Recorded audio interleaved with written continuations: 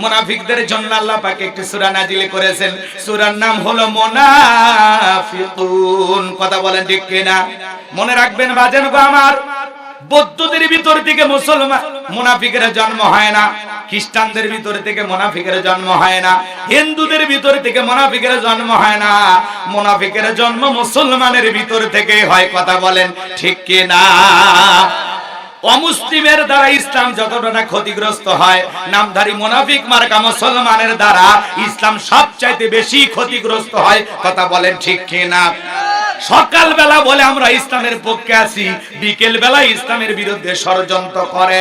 ওদের সেনা বড় দায়। মুনাফিকদের স্বভাব হলো গাছের গোড়া কেটে মাথায় পানি ঢালে। চুপ করে থাক ধোঁকাবাজ, চোখে তোদের নাহি লাজ। চুপ করে থাক ধোঁকাবাজ, চোখে তোদের নাহি লাজ। গোড়া কেটে মাথায় ডালো পানি, তোদের চিনি আর কতকাল করবি রে শয়তানি। মুনাফিকেরা নিজের রাস্তা, নিজের পথ ক্লিয়ার করার জন্য রাতের আধারে নিজের হাতে হত্যা করে, আর সকালবেলা ওই লাশের ওপরে শোক প্রকাশ করে ফুলের মালা দিয়ে বলে বড় ভালো লোক ছিল। ভালো লোক ছিল তো মারলি কেন শয়তান? মুনাফিকেরা নিজেরা যা কাম কুকাম করে, নিজের দোষ অন্যের ঘাড়ে চাপিয়ে দেয়। কথা বলে ঠিক কিনা? মুনাফিক চেনা বড় কঠিন। আজকে আমি মুনাফিকদেরকে নিয়ে আলোচনা করব না, কাফেরদেরকে নিয়ে আলোচনা করব না, আলোচনা করব আল্লাহর ভিআইপি মুমিন বান্দাদেরকে নিয়ে। চিৎকার মেরে বলুন আল্লাহু আকবার। সূরা আল মুমিনুন থেকে আমরা আজকে কথা শুনবো ইনশাআল্লাহ। আল্লাহ রাব্বুল আলামিন বলেন, قد أفلح المؤمنون। যে কোনো আয়াত বা সূরা তাফসীর করতে হলে কোন প্রেক্ষাপটে কোন সময় সে আয়াতটি বা সূরাটি নাজিল হয়েছে, সেই নাজিলের শানে নজুল বলার দরকার আছে না নাই?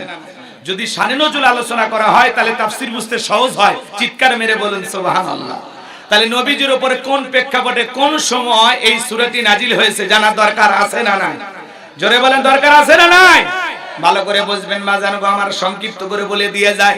নবীর প্রিয় সাহাবী হযরত ওমর ফারুক রাদিয়াল্লাহু তাআলা আনহু বলেন, আমি মৌমাছির বনবন আওয়াজ শুনলাম, ভনভন আওয়াজ শুনলাম। ডানে তাকায় মৌমাছি নাই, বামে তাকায় মৌমাছি নাই। বিশ্ব নবীর চেহারা মোবারকের দিকে তাকায় দেখি নবীজি ফিসফিস করে কি যেন তিলাওয়াত করতেছেন। হযরত ওমর ফারুক ডেকে বলেন, আমার বোঝার বাকি রইল না, আসমান থেকে নবীজির উপরে কোরআনুল কারীম নাজিল হচ্ছে, আর বিশ্ব নবী কোরআনুল কারীম রিসিভ করতে ব্যস্ত আছেন। বলেন আল্লাহু আকবার। মৌমাছির বনবন আওয়াজ হলে কোরআনুল কারীম নাজিল হয়।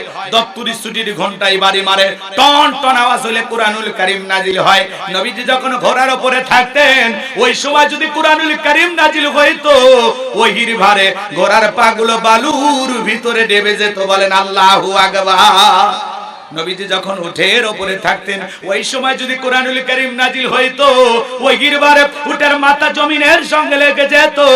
এক সাহাবী রানের উপরে নবীজি মাথা রেখে আরাম ফরমাচ্ছেন, ওই সময় যখন নবীজির উপরে কোরআনুল কারীম নাজিল হয়, সাহাবী ডেকে বলেন, আমার কাছে মনে হয় আমার রানটা ফেটে যাবে, আমার কাছে মনে হয় আমার রানের উপরে পাহাড় চেপে ধরা হয়েছে। তাহলে কোরআনুল কারীমের একটা আলাদা ওজন আছে না নাই? জোরে বলেন আছে না নাই? জীবনের প্রথম ওহী রিসিভ করতে গিয়ে নবীজির শরীর মোবারকে জ্বর পর্যন্ত এসেছিল। দীর্ঘ 23টি বছরে নবীজির উপরে কোরআনুল কারীম নাজিল হয়েছে।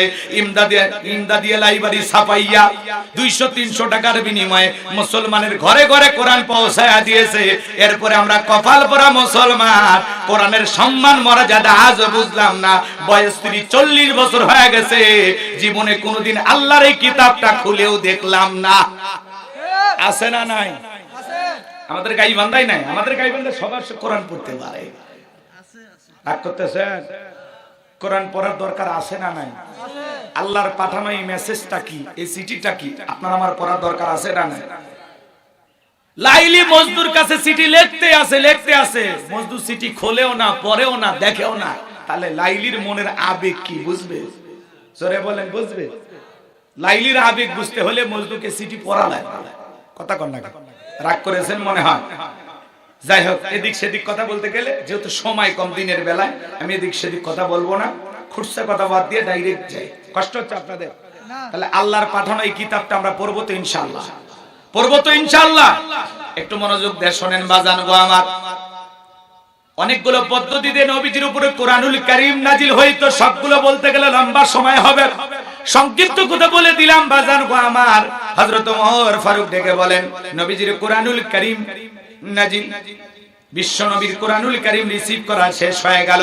বিশ্বনবী তখন সাহাবায়ে কিরামদের দিকে মুখ ঘুরে ডেকে বলেন, আমার সাহাবীরা, এই মাত্র আসমান থেকে জিবরাইল এসে আমার উপরে সূরাল মুমিনুনের 10টি আয়াতে কারিমা নাজিল করে জানাতে গেলেন, নবী গো, এই 10টি আয়াতের ভিতরে আল্লাহ রাব্বুল আলামিন তার আদরের মুমিন বান্দাদের জন্য 7টা বৈশিষ্ট্য নিয়ে আলোচনা করেছেন, 7টা গুণাবলী নিয়ে আলোচনা করেছেন। কোন মুমিন যদি এই 7টা গুণে গুণান্বিত হতে পারে, 7টা গুণ দিয়ে তার জীবনটাকে সাজাইতে পারেন, আমার আল্লাহ রাব্বুল আলামিন বলেন, উলাইকা হুমুল ওয়ারিসুন আল্লাযীনা ইয়ারিসুনাল ফিরদাউস হুম ফিহা খালিদুন। আমার আল্লাহ রাব্বুল আলামিন বলেন, তারা উত্তরাধিকারী হবেন জান্নাতুল ফিরদাউসের, সেখানে তারা চিরকাল বসবাস করবেন। আমার আল্লাহ রাব্বুল আলামিন কোনদিন তাদেরকে জান্নাত থেকে বের করে দেবেন না। বলেন সুবহানাল্লাহ, চিৎকার মেরে বলুন সুবহানাল্লাহ। জান্নাতুল ফিরদাউসের মেহমান আপনারা হতে চান? কারা কারা জান্নাতে যেতে চান? দুই হাত তুলে আল্লাহকে একবার দেখান। আল্লাহ আমাদের সবাইকে জান্নাতুল ফিরদাউসের মেহমান হিসেবে কবুল করুন। জোরে বলুন আমিন।